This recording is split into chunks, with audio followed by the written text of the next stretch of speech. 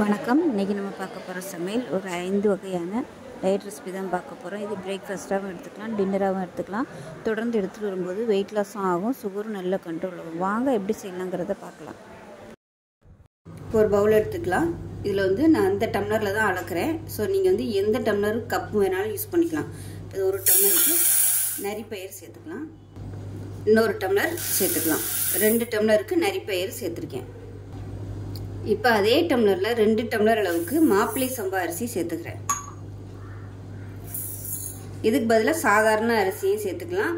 So ஹெல்த்தியாக இருக்கணுங்கிறதுக்காக நான் வந்து மாப்பிள்ளை சம்பா அரிசி சேர்த்துருக்கேன். இப்போ இது நல்லா 4-5 தடவை கழுவிட்டு வந்துட்டு பார்க்கலாம். இப்போ நல்லா 4-5 தடவை கழுவிட்டு இப்போ தண்ணி ஊற்றிட்டு நல்லா ஒரு 6 மணி நேரம் ஊற வச்சுக்கலாம். இப்போ உளுந்து சேர்த்துக்கலாம். எந்த டம்ளரில் அரிசி எடுத்தோமோ அதே டம்ளரில் 1 டம்ளர் அளவுக்கு உளுந்து சேர்த்துக்கலாம். இப்போ இதையும் நல்லா கழுவிட்டு வந்துட்டு பார்க்கலாம். நல்லா கழுவிட்டேன், தண்ணி ஊற்றி ஊற வச்சுக்கலாம். இது வந்து ஒரு 2 மணி நேரம் ஊறுனா போதும். இதில் 1 டீஸ்பூன் அளவுக்கு வெந்தயம் சேர்த்துக்கலாம். இப்போ பாருங்கள், நான் சொன்ன அளவில் மாவு ஊற வச்சு நல்லா 5 மணி நேரம் கழித்து நல்லா நைஸாக ஆட்டிட்டேன். அரிசியும் பருப்பையும் கொஞ்சம் அதாவது பரப்பரன்னு இருக்கிற மாதிரி அரைச்சிக்கணும். உளுந்து வந்து எப்பயும் போல் தனியாக போட்டு பொங்க அரைச்சிக்கணும். அரைச்சிட்டு உப்பு போட்டு நல்லா ஒரு நாள் நைட்டு புளிக்க வச்சுட்டேன். இதுக்கு வந்து ஒரு நாள் நைட்டு தேவைப்பட்டது. சீக்கிரமாகவே புளிச்சிரும். குறைஞ்சது ஒரு 6 மணி நேரம் மட்டும் விட்டிங்கனாலே போதும். ஏன்னா பயிறுங்கிறதுனால சீக்கிரமாகவே பொங்கி வந்துடும். அதே சமயம் டப்பாவில் ஊற்றும் போது பெரிய டப்பாவை ஊற்றிக்கோங்க, இல்லைன்னா பொங்கி கீழே விழிஞ்சிடும். இப்போ பாருங்கள், நல்லா அருமையாக புளிச்சு சூப்பராக வந்திருக்கு. இப்போ நம்ம இட்லி தட்டில் ஊற்றிக்கலாம். இப்போ பாருங்கள், தண்ணி நல்லா கொதிக்க ஆரம்பிச்சிருச்சு. நான் வந்து இட்லி தட்டில் ஊற்றிருக்கேன். நீங்கள் என்ன தடவி ஊற்றுறதுனாலும் அந்த மாதிரியும் பண்ணிக்கலாம்.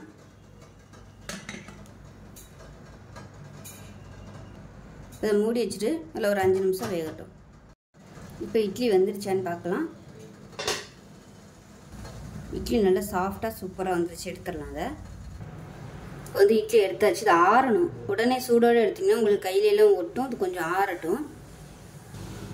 இப்போ பாருங்கள், இட்லி வந்து நல்லா ஆறிடுச்சு. பாருங்கள், சூப்பராக இருக்குது. நார்மலாக நம்ம இட்லி பண்ணால் எப்படி இருக்குமோ அந்த மாதிரி தான் இருக்குது. பாருங்கள், நல்லா டேஸ்ட்டு பார்த்திங்கன்னா அருமையாக இருக்கும். இது வந்து நம்ம பிளேட்டுக்கு மாற்றிக்கலாம். இதே மாவில் தோசை, ஊத்தப்பம் எல்லாமே ஊற்றிக்கலாம். நான் வந்து தோசையும் ஊற்றி காமிச்சிருக்கேன். இட்லி, தோசை ரெண்டுமே சூப்பராக வரும். இந்த இட்லியோட எது வேணாலும் நம்ம வச்சுக்கலாம். மட்டன் குழம்பு, சிக்கன் குழம்பு, எந்த சைடிஷ் வச்சாலும் இதுக்கு சூப்பராக இருக்கும். கார சட்னி இதெல்லாம் பெஸ்ட்டாக இருக்கும். நான் வந்து இன்றைக்கி சாம்பார், தக்காளி சட்னி, தேங்காய் சட்னியோட சர்வ் பண்ணியிருக்கேன். எல்லாமே சூப்பராக இருக்கும். ஸோ செஞ்சு பாருங்கள். செஞ்சு பார்த்துட்டு எப்படி வந்துச்சுங்கிறத சொல்லுங்கள். வீடியோ பிடிச்சிச்சின்னா லைக் பண்ணுங்கள், கமெண்ட் பண்ணுங்கள், சேனலை சப்ஸ்கிரைப் பண்ணுங்கள், பக்கத்தில் உள்ள பெல் பட்டனையும் ப்ரெஸ் பண்ணுங்கள். நன்றி. இப்போ ஒரு பவுலில் 3 டம்ளர் இருக்குது வந்து. இப்போ ஒரு பவுலில் 3 டம்ளர் முழு சம்பா கோதுமை வந்து ஊற வச்சு வச்சுருக்கேன். 3 டம்ளர் கோதுமை, 1 டம்ளருக்கு வந்து பச்சரிசி இல்லைன்னா இட்லி புழுங்கல் அரிசி எதுனாலும் சேர்த்துக்கலாம். நான் வந்து இந்த டம்ளரில் தான் எடுத்திருக்கேன். இது வந்து 100 ml கரெக்டாக பிடிக்கும். நம்ம நார்மலாக டீ குடிப்போம் இல்லையா, அந்த டம்ளரு. இந்த டம்ளரில் 3 டம்ளர் கோதுமை, 1 டம்ளருக்கு இட்லி அரிசி சேர்த்துருக்கேன். இப்போ இதே டம்ளரில் 1 டம்ளர் அளவுக்கு உளுந்து, கொஞ்சம் ஒரு ஸ்பூன் அளவுக்கு வெந்தயம், இது எல்லாத்தையுமே நல்லா 4-5 தடவை கழுவிட்டு நல்லா ஒரு 6 மணி நேரம் ஊற வச்சு வச்சுருக்கேன். இப்போ நார்மலாக நம்ம எப்படி இட்லிக்கு அரைப்போமோ அது மாதிரி உளுந்து வந்து நல்லா பொங்க அரைக்கணும். அரைச்சி எடுத்துட்டு அதுக்கப்புறமா கோதுமையை போட்டு அரைக்கணும். கோதுமை வந்து ரொம்ப வலுவலுன்னு அரைக்கக்கூடாது. கொஞ்சம் அந்த சக்கை தெரிகிற மாதிரி அரைக்கணும். நைஸாகவும் இருக்கணும். அதே சமயம் நம்ம நசுக்கி பார்த்தோம்னா அந்த சக்கை வந்து லைட்டாக தெரியும். அந்த மாதிரி இருக்கிற ஸ்டேஜில் அரைச்சிட்டு நம்ம அரைச்சி வச்சுருக்க உளுந்தையும் அதோடு சேர்த்து மிக்ஸ் பண்ணிக்கணும். நான் கையில் மிக்ஸ் பண்ணால் கூட ஒழுங்காக மிக்ஸ் ஆகாது. அதனால் கோதுமை அரைப்பட்டதுக்கப்புறமா நம்ம அரைச்சி வச்சுருக்க உளுந்தையும் சேர்த்து நல்லா மிக்ஸ் பண்ணி உப்பு போட்டு நார்மலாக நம்ம இட்லி எப்படி புளிக்க போமோ அது மாதிரி ஒரு 6லேருந்து ஒரு 7 மணி நேரம் புளிக்க விட்டுட்டு பார்க்கலாம். இப்போ ஒரு சிம்பிளான சட்னி செஞ்சிடலாம். 20 சின்ன வெங்காயம் எடுத்திருக்கேன், அதை சேர்த்துக்கலாம். இது கூடவே 5 பல் பூண்டு. இதுக்கு வந்து சின்ன வெங்காயம் தான் நல்லாயிருக்கும். பெரிய வெங்காயம் வந்து சேர்க்க வேணாம். அதாவது சுண்டக்காய் சைஸுக்கு புளி சேர்த்துக்கலாம். 10 வரமிளகாய். இது வந்து சின்ன வரமிளகாய் இருக்கிறதுனால 10 எடுத்திருக்கேன். பெருசாக இருந்துச்சுன்னா நீங்கள் வந்து ஒரு 5 எடுத்துக்கோங்க. இப்போ தேவையான அளவுக்கு உப்பு சேர்த்துக்கலாம். தண்ணி ஊற்ற வேணாம். இதை வந்து அப்படியே அரைச்சிட்டு வந்துட்டு பார்க்கலாம். இப்போ சட்னி அரைச்சாச்சு. இதை ஒரு வேறு பவுலுக்கு மாற்றிக்கலாம். இப்போ சட்னி வேற ஒரு பவுலுக்கு மாற்றிக்கிட்டேன். இப்போ வந்து கருவேப்பிலையை வந்து கிள்ளிட்டு சேர்த்துக்கலாம். அப்படியே பச்சை அதில் சேர்த்துக்கோங்க. இப்போ தாளிக்கிற கரண்டியில் நல்லெண்ணெய் வந்து நல்ல ஒரு 5 டேபிள் ஸ்பூன் அளவுக்கு நல்லெண்ணெய் சேர்த்துருக்கேன். ஏன்னா அது கார சட்னிங்கிறதுனால நல்லெண்ணெய் நிறைய சேர்த்தோம்னா தான் அந்த காரத்தை வந்து பேலன்ஸ் பண்ணும். இப்போ அந்த சூட்டோட அந்த சட்னி தான் ஊற்றிக்கலாம்.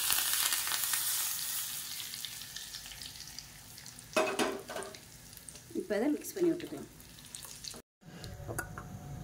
இப்போ பாருங்கள், ஆட்டி கரைச்சி வச்ச மாவு நல்லா புளிச்சிருச்சு. நல்லா ஒரு 7 மணி நேரம் புளிக்க விட்டுட்டேன். கிளைமேட் வந்து இப்போ வெயில் இல்லாமல் மழையாக இருக்கிறதுனால இந்த அளவுக்கு பொங்கி இருக்கு. இல்லைன்னா நல்லாவே நிறைய பொங்கி வரும். இப்போ கல் காய வச்சு நம்ம ஊற்றிக்கலாம். இதே மாவில் நீங்கள் இட்லியாக ஊற்றுறதுனாலும் ஊற்றிக்கலாம். நான் இன்றைக்கி வந்து தோசை தான் ஊற்ற போகிறேன். இப்போ கல் நல்லா காஞ்சிருச்சு, தோசையாக ஊற்றிக்கலாம். நார்மலாக நம்ம மெல்லிஸாக எப்படி தோசை ஊற்றுவோமோ அந்த மாதிரியே ஊற்றிக்கலாம். நல்லா சூப்பராக வரும். இல்லை கனமாக ஊற்றுறதுனாலும் நீங்கள் ஊற்றிக்கலாம்.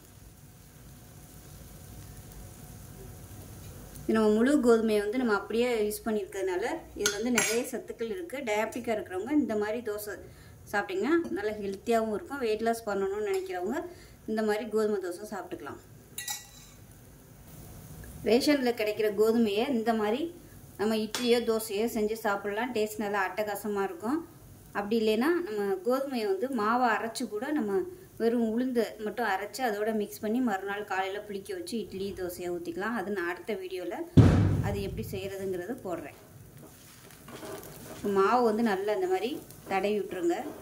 இது கொஞ்சம் லேட்டாகும், ஏன்னா கோதுமை தோசை தானே, வேகிறதுக்கு வந்து கொஞ்சம் லேட்டாகும். ஆனால் நல்லா கிறிஸ்பியாக வரும், வாசனையும் சூப்பராக இருக்கும். இப்போ பாருங்கள், தோசை நல்லா எந்த அளவுக்கு கிறிஸ்பியாக வந்துருக்குன்னா அதுவாக அப்படியே எலும்பி வருது பாருங்கள். டேஸ்ட்டும் நல்லா அட்டகாசமாக இருக்கும்.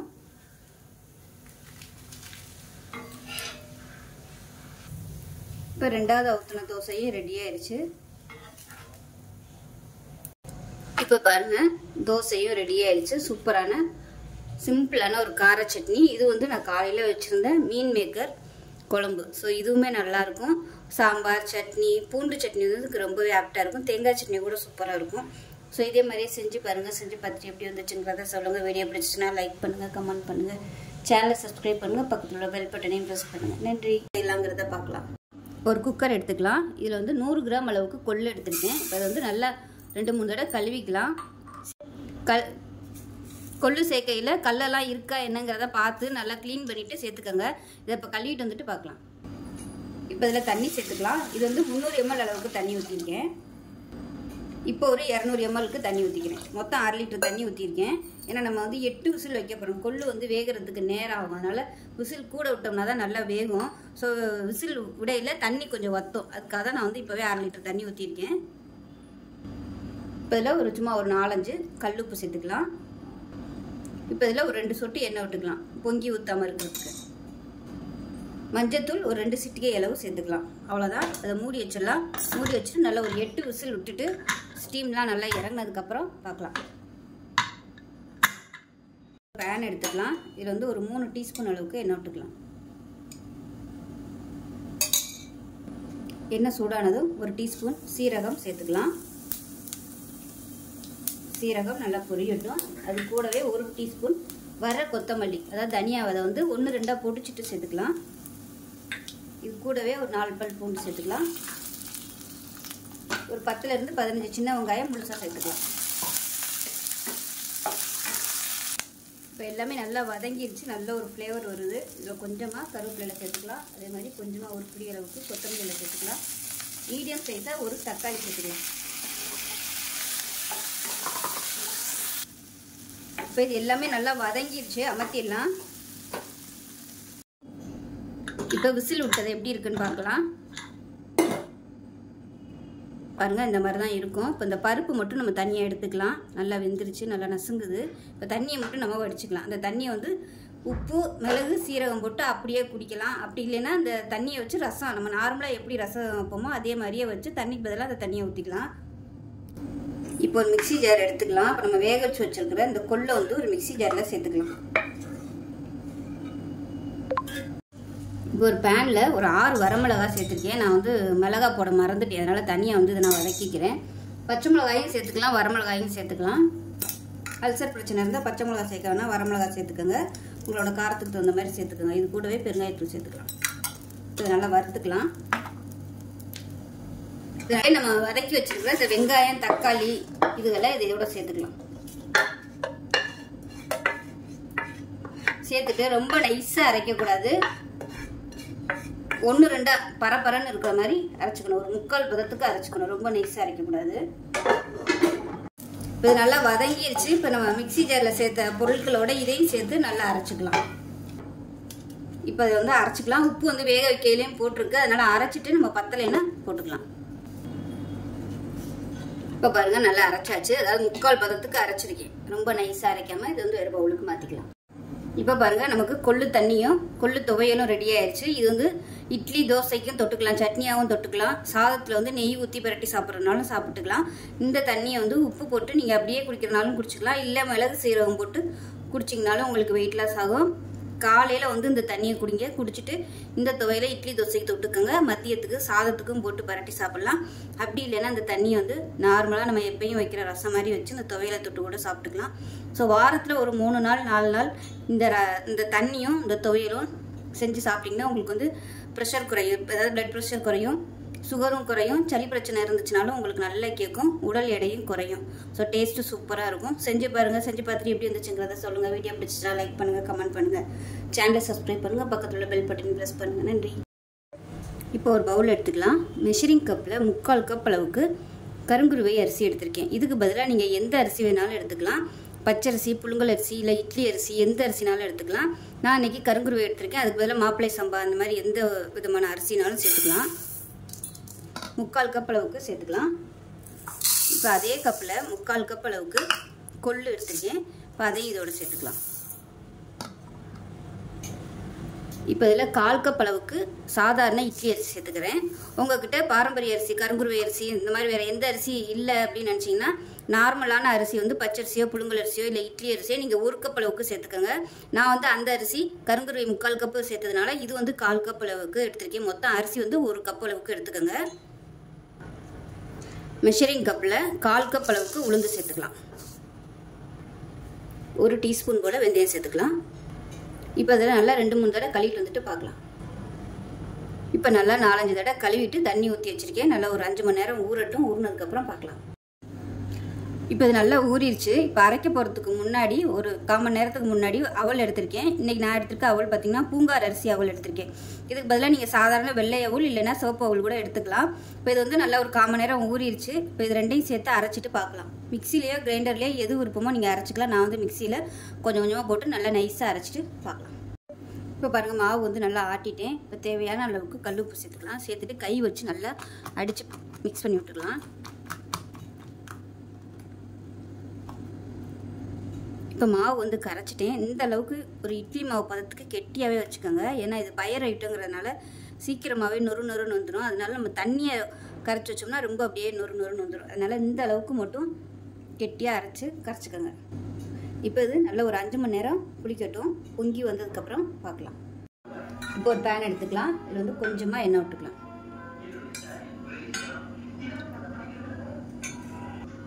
எண்ணெய் சூடானதும் 2 டேபிள் ஸ்பூன் உளுந்து சேர்த்துக்கலாம். 2 டேபிள் ஸ்பூன் கடலைப்பருப்பு சேர்த்துக்கலாம். இப்போ காரத்துக்கு ஏற்ற மாதிரி வரமிளகாய் சேர்த்துக்கலாம். இது வந்து சின்ன வரமிளகாய் தான். இப்போ ஒரு 4 பல் பூண்டு சேர்த்துக்கலாம். அது கூடவே மீடியம் சைஸாக 2 பெரிய வெங்காயம்.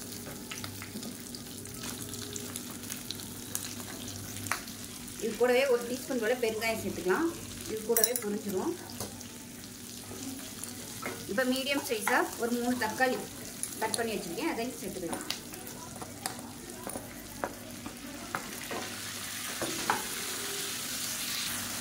இப்போ தக்காளி வெங்காயம் நல்லா வதங்கிடுச்சு. இதில் 1 கைப்பிடி அளவுக்கு கொத்தமல்லி சேர்த்துக்கலாம். சேர்த்துட்டு கேஸ் அமர்த்திடலாம். இந்த சூட்லேயே வந்து கொத்தமல்லி வெந்துடும். இது ஆறுனதுக்கப்புறம் நல்லா நைஸாக அரைச்சிட்டு பார்க்கலாம். இப்போ பாருங்கள் மாவு வந்து நல்லா பொங்கிருச்சு, நுரைச்சி வந்துருச்சு. ஸோ இதை வந்து நம்ம இட்லி தட்டில் ஊற்றி இட்லியாக வேக விட்டு எடுத்துக்கலாம். இப்போ இட்லி தட்டில் ஊற்றிட்டேன். ஒரு 5-6 நிமிஷம் நல்லா வேகட்டும். இப்போ நமக்கு இட்லி ரெடி ஆகிடுச்சான்னு பார்க்கலாம். பாருங்கள் நல்லா வெந்துருச்சு, எடுத்துடலாம். இப்போ பாருங்கள் இட்லி சூப்பராக ரெடி ஆயிடுச்சு. இந்த அளவுக்கு நல்லா சாஃப்டாக இருக்குன்னு பாருங்கள். அருமையாக இருக்கும், டேஸ்ட்டும் நல்லாயிருக்கும்.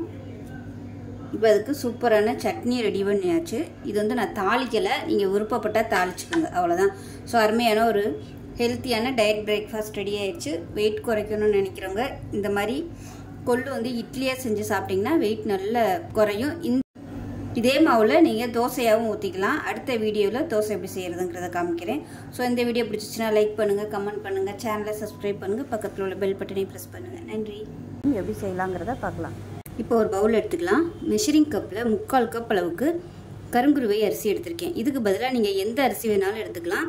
பச்சரிசி, புழுங்கல் அரிசி, இல்லை இட்லி அரிசி, எந்த அரிசினாலும் எடுத்துக்கலாம். நான் இன்றைக்கி கருங்குருவை எடுத்திருக்கேன். அதுக்கு பதிலாக மாப்பிள்ளை சம்பா அந்த மாதிரி எந்த விதமான அரிசினாலும் சேர்த்துக்கலாம். 3/4 கப் அளவுக்கு சேர்த்துக்கலாம். இப்போ அதே கப்பில் 3/4 கப் அளவுக்கு கொள்ளு எடுத்துருக்கேன். இப்போ அதையும் இதோட சேர்த்துக்கலாம். இப்போ இதில் 1/4 கப் அளவுக்கு சாதாரண இட்லி அரிசி சேர்த்துக்கிறேன். உங்கள்கிட்ட பாரம்பரிய அரிசி, கருங்குருவை அரிசி இந்த மாதிரி வேறு எந்த அரிசி இல்லை அப்படின்னு நினச்சிங்கன்னா நார்மலான அரிசி வந்து பச்சரிசியோ, புழுங்கல் அரிசியோ, இல்லை இட்லி அரிசியோ நீங்கள் 1 கப் அளவுக்கு சேர்த்துக்கோங்க. நான் வந்து அந்த அரிசி கருங்குருவை 3/4 கப்பு சேர்த்ததுனால இது வந்து 1/4 கப் அளவுக்கு எடுத்திருக்கேன். மொத்தம் அரிசி வந்து 1 கப் அளவுக்கு எடுத்துக்கோங்க. மெஷரிங் கப்பில் 1/4 கப் அளவுக்கு உளுந்து சேர்த்துக்கலாம். 1 டீஸ்பூன் போல் வெந்தயம் சேர்த்துக்கலாம். இப்போ அதில் நல்லா 2-3 தடவை கழுவிட்டு வந்துட்டு பார்க்கலாம். இப்போ நல்லா 4-5 தடவை கழுவிட்டு தண்ணி ஊற்றி வச்சுருக்கேன். நல்லா ஒரு 5 மணி நேரம் ஊறட்டும். ஊறினதுக்கப்புறம் பார்க்கலாம். இப்போ இது நல்லா ஊறிடுச்சு. இப்போ அரைக்க போகிறதுக்கு முன்னாடி ஒரு 1/4 மணி நேரத்துக்கு முன்னாடி அவல் எடுத்திருக்கேன். இன்றைக்கி நான் எடுத்திருக்க அவல் பார்த்திங்கன்னா பூங்கார் அரிசி அவல் எடுத்திருக்கேன். இதுக்கு பதிலாக நீங்கள் சாதாரண வெள்ளை அவல் இல்லைன்னா சிவப்பு அவல் கூட எடுத்துக்கலாம். இப்போ இது வந்து நல்லா ஒரு 1/4 மணி நேரம் ஊறிடுச்சு. இப்போ இது ரெண்டையும் சேர்த்து அரைச்சிட்டு பார்க்கலாம். மிக்சிலேயோ கிரைண்டர்லேயோ எது விருப்பமோ நீங்கள் அரைச்சிக்கலாம். நான் வந்து மிக்சியில் கொஞ்சம் கொஞ்சமாக போட்டு நல்லா நைஸாக அரைச்சிட்டு பார்க்கலாம். இப்போ பாருங்கள், மாவு வந்து நல்லா ஆட்டிட்டேன். இப்போ தேவையான அளவுக்கு கல் உப்பு சேர்த்துக்கலாம். சேர்த்துட்டு கை வச்சு நல்லா அடித்து மிக்ஸ் பண்ணி விட்டுக்கலாம்.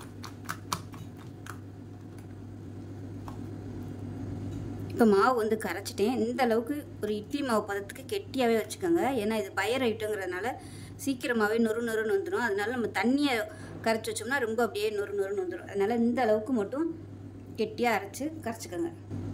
இப்போ இது நல்ல ஒரு 5 மணி நேரம் புளிக்கட்டும். பொங்கி வந்ததுக்கப்புறம் பார்க்கலாம். ஒரு பேன் எடுத்துக்கலாம். தேவையான அளவுக்கு எண்ணெய் விட்டுக்கலாம். ஒரு 3 டேபிள் ஸ்பூன் அளவுக்கு எண்ணெய் விட்டுக்கலாம். எண்ணெய் லேசாக சூடானதும் 1 டேபிள் ஸ்பூன் உளுந்து சேர்த்துக்கலாம். 1 டேபிள் ஸ்பூன் கடலைப்பருப்பு சேர்த்துக்கலாம். இப்போ வந்து நல்லா செவந்து வரட்டும். இப்போ உளுந்து கடலைப்பருப்பு லேசாக செவக்க ஆரம்பிக்கட்டும். ரொம்ப செவந்துருச்சுன்னா அடுத்தடுத்து புடையில ரொம்ப கருகி போயிடும். அதனால் லேசாக செவக்க ஆரம்பிக்கும் போது பூண்டு சேர்த்துக்கலாம். ஒரு 6-7 பல் பூண்டு சேர்த்துக்கலாம். அது கூடவே மீடியம் சைஸாக 2 பெரிய வெங்காயம் கட் பண்ணதை சேர்த்துக்கலாம். அது கூடவே காரத்துக்கு தகுந்த மாதிரி வரமிளகா சேர்த்துக்கலாம். இது வந்து ரொம்ப குட்டி வரமிளகா இருக்கிறதுனால நான் வந்து ஒரு 15 வரமிளகா எடுத்துருக்கேன். அதை சேர்த்துக்கலாம். காரத்தை பொறுத்து நீங்கள் சேர்த்துக்கோங்க. இது கூடவே சின்ன சைஸாக புளி சேர்த்துக்கலாம். ஒரு சின்ன நெல்லிக்காய் சைஸுக்கு புளி சேர்த்துக்கலாம்.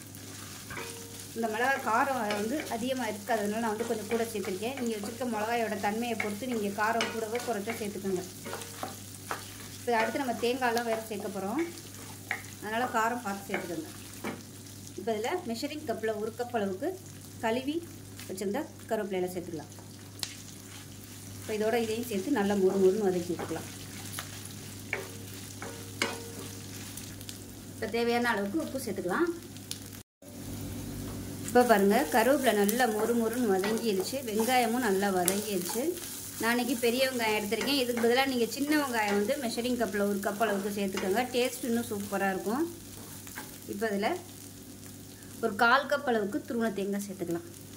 இப்போ இதையும் சேர்த்து ஒரு பரட்டி விட்டுக்கலாம்.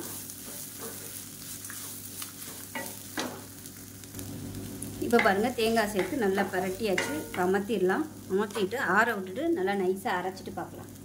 சட்னி வந்து அரைச்சிட்டேன். இது வந்து நான் தாளிக்கலை, விருப்பப்பட்டால் நீங்கள் தாளிச்சுக்கோங்க. இப்போ பார்த்திங்கன்னா மாவும் ரெடியாக இருக்குது. மாவு நல்லா புளிச்சு பொங்கிடுச்சு. இப்போ தேவையான அளவுக்கு மட்டும் நான் தோசை ஊற்றுற அளவுக்கு மட்டும் எடுத்து தண்ணி ஊற்றி கரைச்சி வச்சுருக்கேன். இப்போ நம்ம தோசையாக ஊற்றிக்கலாம். நல்லா மெல்லிசான தோசையாகவும் ஊற்றலாம். அப்படி இல்லைன்னா ஊத்தப்பம் மாதிரி கூட நீங்கள் ஊற்றிக்கலாம், நல்லாயிருக்கும். ஊற்றிட்டு மேலாப்பில் நல்லா பொடியாக நறுக்குன வெங்காயம் சேர்த்து கூட நீங்கள் சர்வ் பண்ணலாம். இப்போ தேவையான அளவுக்கு எண்ணெய் விட்டுக்கலாம். இப்போ பாருங்கள், கொள்ளு தோசை சூப்பராக ரெடி ஆயிடுச்சு. கலருமே நல்லா அருமையாக வந்துருக்கு பாருங்கள்.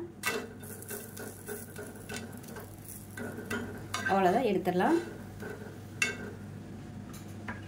ஒரு பிளேட்டுக்கு மாற்றிக்கலாம். இப்போ இதே மாதிரி இன்னொரு தோசை ஊற்றிக்கலாம். இப்போ அடுத்த தோசையும் ரெடி ஆயிடுச்சு.